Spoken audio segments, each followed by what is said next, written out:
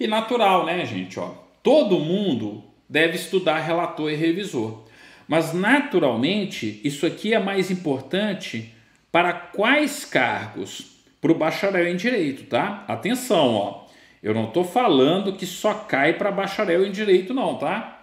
Eu estou falando que a partir de agora, o regimento ele tem uma tendência maior de cobrança para o bacharel do que para quem não é bacharel.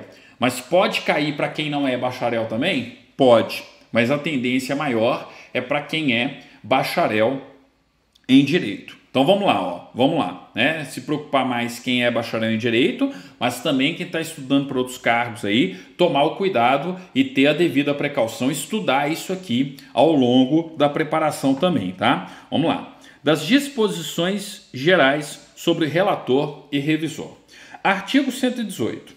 Tendo recebido o processo e determinado as diligências que julgar necessárias, o relator lançará relatório nos autos e o encaminhará ao revisor, se for o caso, tá? Então, quando tiver revisor, uma vez que o relator terminou o trabalho dele, passa para o revisor. E aí o revisor vai atuar no processo ali. Então, tendo recebido o processo e determinados as diligências que julgar necessárias, o relator, que é a figura principal, tá? É quem vai analisar a fundo o recurso ou, né, o processo de competência originária, enfim, é o gestor da tramitação do processo no tribunal. Vai fazer o relatório. E havendo necessidade de revisor, ou seja, nem todo processo tem revisão, passa para quem? Passa para o revisor, mas que o próprio nome diz, só para dar uma revisada naquilo que foi, né, decidido pelo relator. Beleza, então a gente tem a dinâmica normal aí em todos os tribunais no 118. Parágrafo 1º, tá? Aí aquilo que eu já tinha comentado com vocês, ó. Quem que vai ser revisor, professor? O desembargador que se segue ao relator na ordem de antiguidade. Essa regra aqui também é geral, ó. Vocês podem levar para qualquer tribunal do Brasil. Quem é revisor? Será revisor o desembargador que se seguir ao relator na ordem decrescente de antiguidade dentre os componentes do órgão julgador. Tá? Então, ó, imaginem que é um julgamento do Tribunal Pleno, beleza? Então tá aqui o TP do Tribunal, né, o julgamento do Tribunal Pleno. Aí chegou o processo lá, então ó, eu tenho uma ação, vamos supor que é um processo de competência originária do TJMMG. Então chega lá a ação no TP. Aí tem a distribuição e eu tenho que lembrar que existem 7 juízos, não tem? Ah, então aqui eu tenho o desembargador A, o B, o C, o D, o E, o F e o G. Eu não tenho 7 no Tribunal Pleno? Não são os 7 desembargadores do TJMMG? Beleza, chegou a ação. Foi para distribuição. Distribuiu. Ah, caiu aqui, ó, para o C. O C virou o relator. Ah, se esse processo tem que ter revisão, quem que virou o revisor? O D.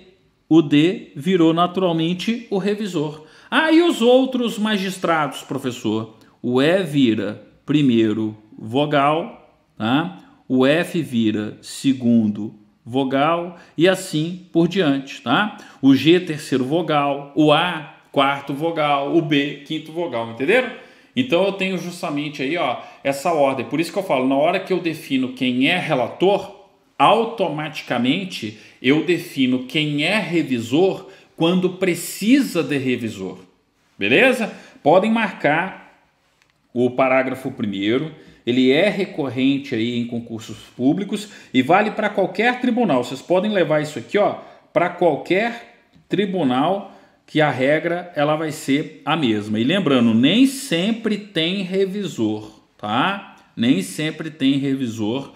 Aí o mesmo vai acontecer em outros regimentos internos. Então será revisor o desembargador que se seguir ao relator na ordem decrescente de antiguidade, dentre os componentes do órgão julgador. Tranquilo.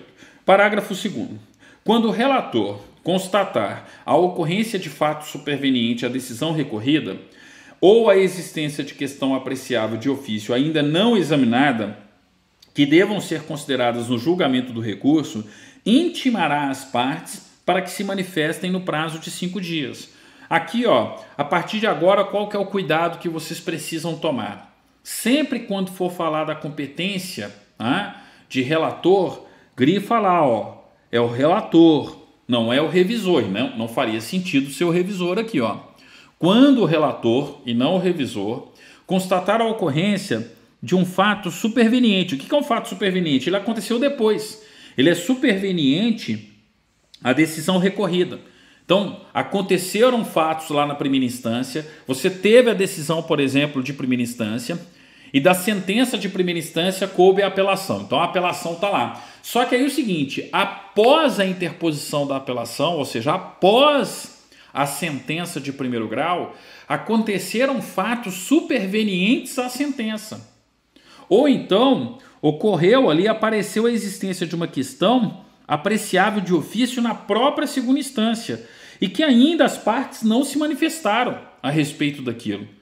Então, ó, ou a existência de questão apreciável de ofício ainda não examinada, tá? Que devam ser consideradas no julgamento do recurso. Isso fica a critério do relator. Ora, gente, se tudo isso está acontecendo depois que os fatos ocorreram, depois que as partes se manifestaram, para preservar a contraditória e ampla defesa e o devido processo legal, o que o relator tem que fazer? Ele intimará as partes para que se manifestem no prazo de 5 dias. Tá? Então, o que vocês têm que lembrar aqui, ó? Principalmente quem é BD, tá? Os bacharéis em direito aí, ó. Relator. E aí, ó, intimação das partes para que se manifestem no prazo de 5 dias. Justamente para respeitar o devido processo legal e o contraditório e ampla defesa. Em caso de diligências sugeridas pelo revisor, aqui é outra situação, mereceria até um outro parágrafo, tá? É como se fosse, ó, um outro parágrafo aqui agora, ó. Em caso de diligência sugerida pelo revisor. Então é o seguinte, eu sou relator do processo, tá? Fiz lá o relatório, encaminhei para o revisor. O revisor deu a revisão e falou, ó, relator, acho que você deveria ter tido aqui uma diligência X, entenderam? Então, olha só, está acontecendo exatamente isso aqui, ó. Em caso de diligências sugeridas pelo revisor, os autos retornarão ao relator para determinar as providências necessárias. Entenderam? Isso também acontece em todos os tribunais. Em todos os tribunais, isso pode acontecer, ó.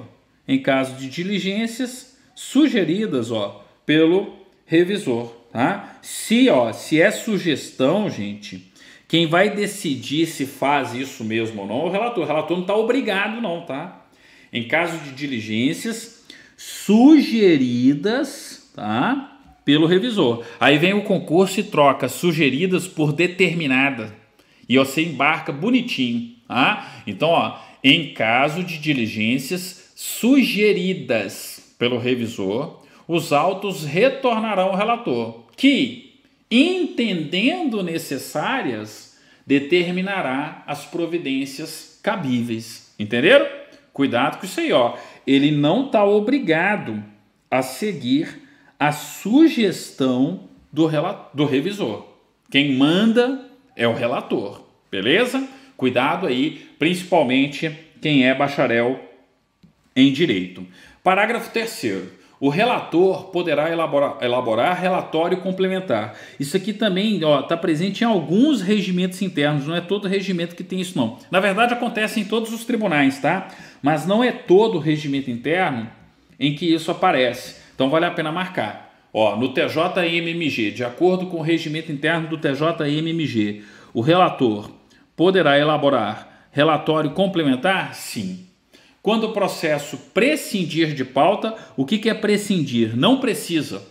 Quando o processo não precisa de ser incluído em pauta, de julgamento ali, ó, quando o processo prescindir, não precisar de pauta, o relator colocará em mesa para julgamento. Não entendi, professor. Esse processo aqui, ele não precisa de pauta de julgamento. Ele não precisa ser inserido na pauta de julgamento que está a cargo do presidente do órgão julgador. Então, se é um processo que independe de pauta, quem coloca ele em mesa para ser julgado é sempre o relator. vale a pena, principalmente para os bacharéis em direito aqui, ó, tá? O parágrafo 3º ali é genérico, tá? Mas, ó, o parágrafo 4º aqui é mais para os BDs, para os bacharéis em direito. Então, ó, quando o processo prescindir de pauta, o relator o colocará em mesa de julgamento. Tranquilo. Vamos lá, ó. 119. Importante para todo mundo, porque tem a ver com o artigo 125, parágrafo 4º da Constituição Federal, ó. Podem marcar o 119 aqui, ó. Vale a pena ter esse cuidado de uma maneira geral aqui, ó. Tá? Após conclusos pelo relator, serão encaminhados ao revisor a apelação criminal, o reexame necessário, então aquele recurso, né, que necessariamente tem que ter segunda instância, tá? Por isso que fala, ó, recurso de ofício criminal, por exemplo, tá? Então, reexame necessário. Então, ó, basicamente o que o regimento interno está dizendo para a gente aqui agora é o seguinte, ó, tem relator e tem revisor. Quais são os processos que tem revisor? Apelação criminal, reexame necessário, e aí coloca o recurso de ofício criminal, recurso de ofício, ou seja, automaticamente ele vai acontecer. Embargos infringentes e de nulidade, revisão criminal, aí é ação, não é recurso, né? Pedido de revisão criminal, representação para a perda da graduação e a representação de indignidade e incompatibilidade para o oficialato. Podem marcar, tá? O 119 realmente aí, ó, é uma tendência para todos os cargos, tá? Quando que tem revisor? Percebam que eu tenho situações que vão desde recursos até processos de competência originária. Ó, nos recursos, apelação criminal, civil não tem. Reexame necessário, tem revisor. Embargos infringentes e de nulidade. Até aí, ó, são recursos. Entenderam? Então aqui, ó, vamos enumerar aqui, ó. Aqui é recurso, né? Aqui, obviamente, também, né? Recurso, tá? Aqui é recurso e aqui também, ó, recurso. Já aqui não, ó, revisão criminal é originário, ó, origem, tá?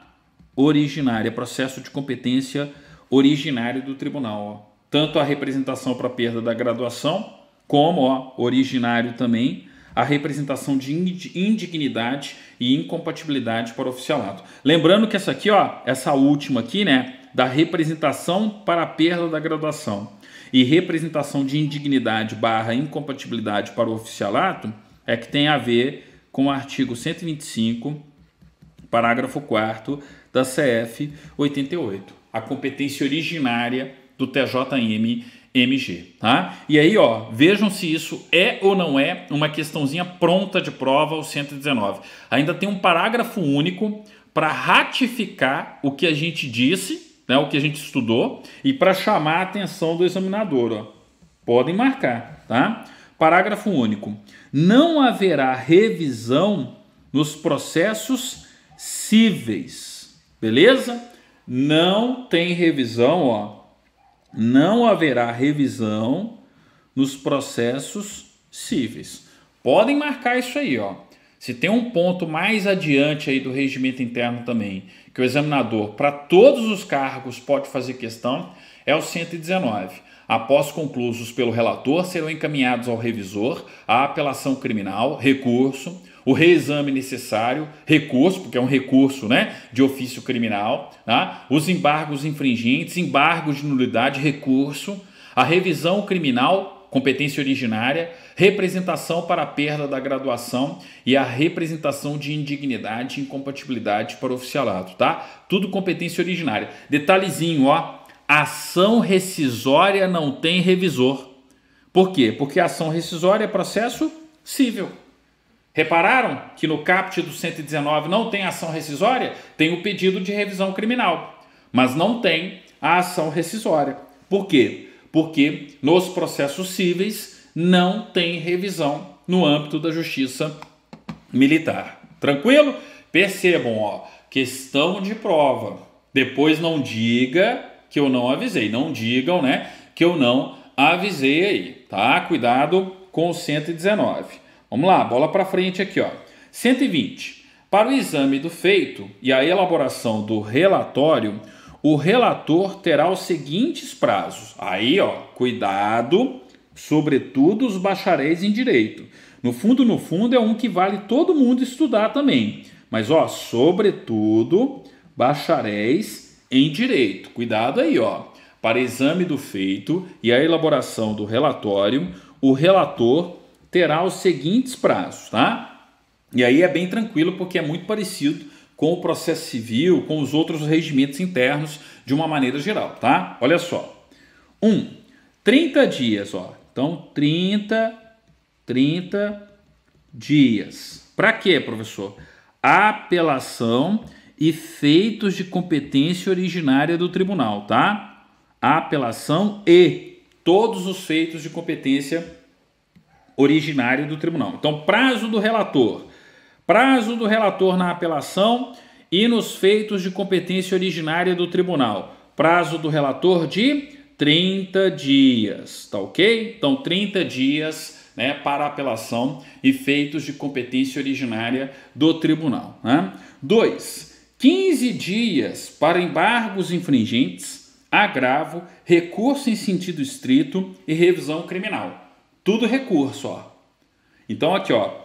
15 dias para embargos infringentes, agravo, recurso em sentido estrito, o rese, e revisão criminal, tá? Cuidado aí, ó, pedido de revisão criminal não são 30 dias.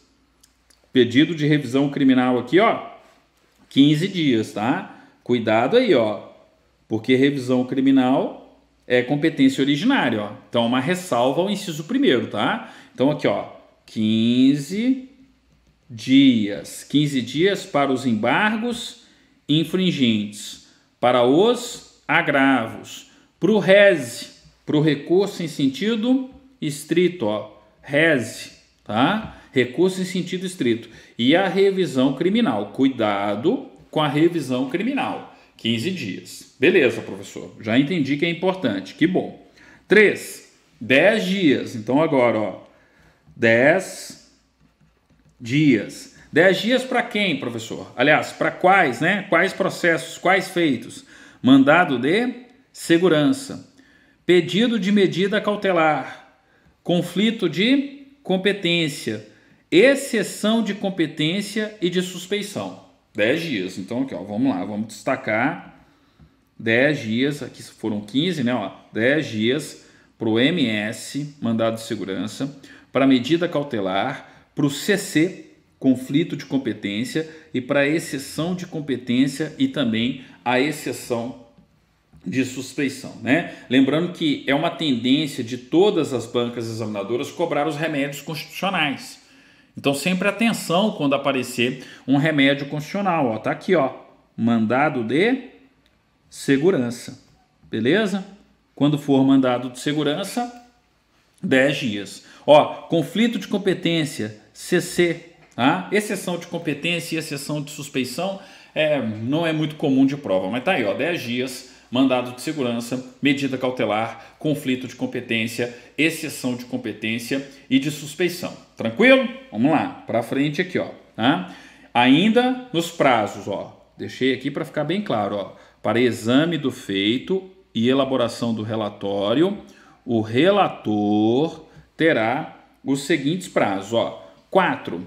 Entre a data de conclusão e a primeira sessão de julgamento a que ela se seguir, para habeas corpus e outras medidas urgentes. E aí isso aqui é padrão, viu? Dos regimentos internos como um todo, ó. É o prazo que medeia, tá? Ó, entre a data de conclusão, então chegou lá, ó, tá, né? Chegou o habeas corpus está pronto para julgamento, ele está concluso para julgamento. Então, entre a data de conclusão, que ele ficou concluso para julgamento, e a primeira sessão de julgamento. Então, a primeira qual que é a primeira sessão, a próxima sessão da primeira turma? É daqui a 2 dias, então daqui a 2 dias vai estar sendo julgado. Então, não tem um prazo fixo, é sempre o prazo que medeia, o prazo que está ali, ó, entre a conclusão para julgamento e a primeira sessão daquele órgão julgador. Entenderam? Então, ó, a data de conclusão e a primeira sessão de julgamento que a ela seguir para o habeas corpus e outras medidas urgentes. Afinal de contas, né, é o que tem que ter o prazo mais rápido, mais exíguo. Vale a pena sempre marcar, porque está citando não só, né, um remédio constitucional, o HC, mas também outras medidas urgentes. Ó, o examinador vai comparar com o mandado de segurança. Cuidado aqui, ó, o examinador vai colocar o mandado de segurança aqui, porque mandado de segurança não deixa de ser uma medida urgente, mas ó, não pode ter o mandado de segurança aqui. Lembrem-se que o mandado de segurança é 10 dias, ó, MS, 10 dias, nós vimos anteriormente. Cuidado com essa comparação. E aí, ó, prazo geral de atos processuais, né, nas outras situações, 5 dias nos demais casos, tá? E sempre lembrando, gente, eu estou falando de prazo para quem? Para o relator. Então são prazos impróprios.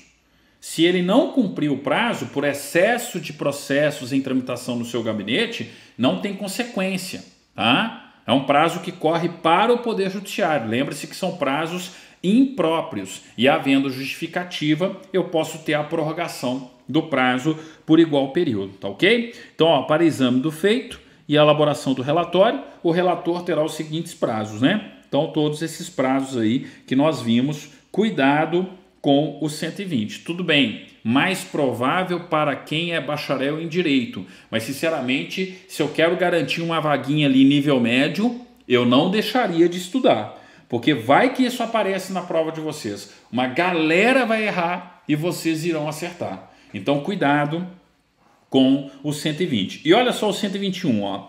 Para o exame e revisão dos feitos, então agora eu estou falando do prazo do revisor. O revisor terá os prazos de 15, 8 dias, respectivamente, nas hipóteses previstas no inciso 1, 2 e 3 do artigo anterior, que é quando eu tenho, né, a possibilidade de revisão. Então, olha só, falei do revisor tem 15, 8 e 5. E aí, o que vocês têm que lembrar? Ó? 15, 8 e 5. Ó. Vamos lá, vamos aproveitar e falar do prazo do revisor. Ó. Inciso 1º, se o relator tem 30, no inciso 1º, ó, o revisor vai ser igual a 15 dias, beleza? Se o relator tem 15 dias nos embargos infringentes, agravo, recurso em sentido estrito, né, e revisão criminal, o revisor aqui, ó, vai ser igual a 8 dias, beleza? E quando for, não pode ser cível, tá? Mas um mandado de segurança, por exemplo, criminal, uma medida cautelar criminal, entenderam? Um conflito de competência criminal. Ah, o revisor igual a 5 dias, beleza? Vale uma tabelinha, tá? Vale aquela tabelinha bem didática para vocês fazerem aí, ó.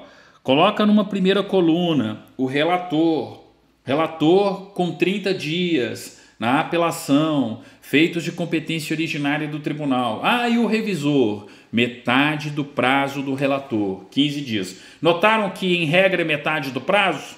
Só não dá para falar que é metade nos 15 dias, mas aí arredonda para cima, ó. 8 dias, beleza? Então, ó, 15 dias para o relator, embargos infringentes, agravo, recurso em sentido estrito e revisão criminal. O revisor, 8 dias, beleza?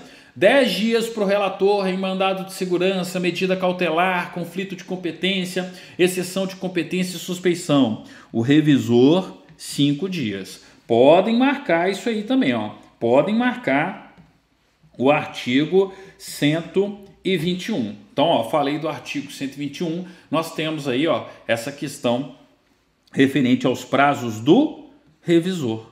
O revisor terá os prazos de 15, 8 e não 7, tá?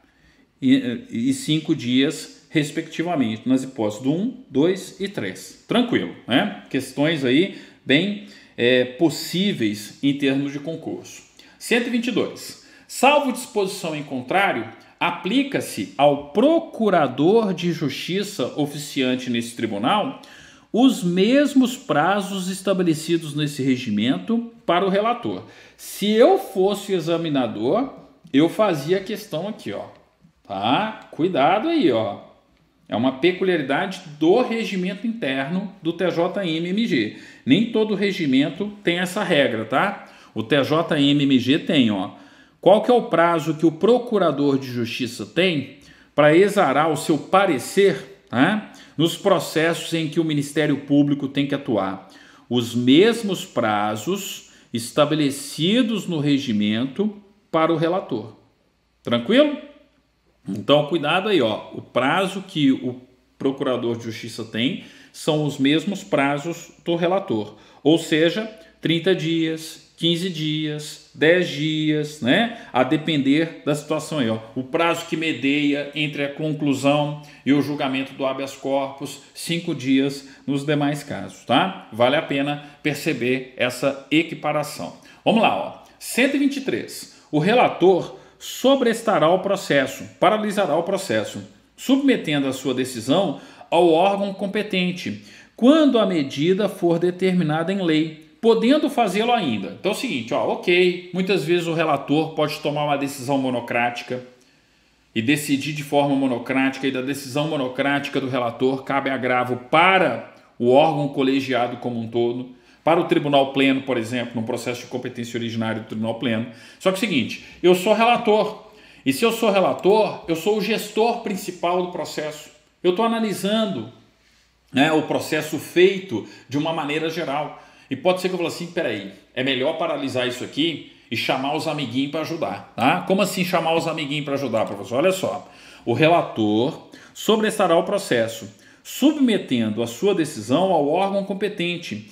Quando a medida for determinada em lei, ele tem que fazer isso por lei, ou ainda quando ele achar conveniente, ó, podendo fazê-lo ainda, ó. 1. Para aguardar julgamento de ação penal, cuja decisão possa ter influência no julgamento do tribunal. Então eu paro, espero a outra decisão para assim tomar a decisão, entenderam?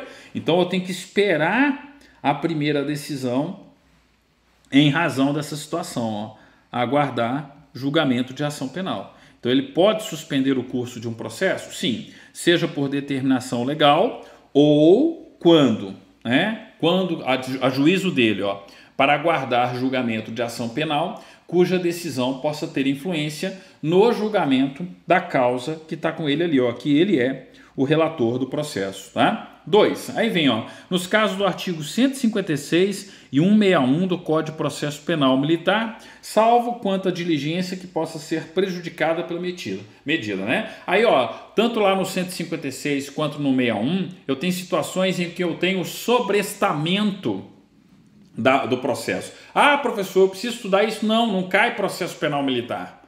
É claro que bacharéis em direito vale a pena dar uma olhadinha lá, tá? No 156 e no 161. Mas, sinceramente, ó, se for cobrar alguma questão de regimento interno aqui, ó, é no inciso 1º. Eu, enquanto relator, eu posso esperar uma decisão, tá, de um outro julgamento ali para tomar a minha decisão enquanto relator? Sim, porque eu não estou me sentindo com todos os elementos para fazer o julgamento.